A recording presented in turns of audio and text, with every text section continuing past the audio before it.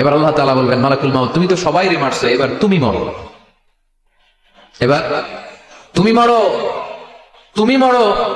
শোনার সাথে সাথে মালাকুল মাউতের কাঁপুনি ছুটে যাবে, খিঁচুনি এসে যাবে ভয়ে। আল্লাহ বলবেন কাঁপুনি দিয়ে তো লাভ নাই, কারণ কুল্লু নাফসিন যায়িকাতুল মাউত।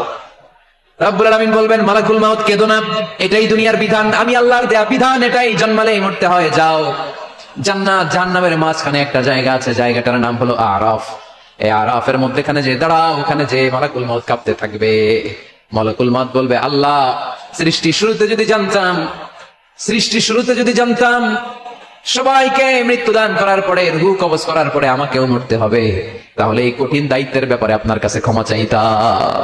আজকে আমারও যে ভাগ্য বরণ করে নিতে হবে সৃষ্টির শুরুতে, আমি এটা কল্পনাই করতে পারিনি। আল্লাহ বলবেন নো টক, মত ইয়া মালাকাল মাউত, মর, মরে যা, মত, মরে যাও। বলার সাথে সাথে মালাক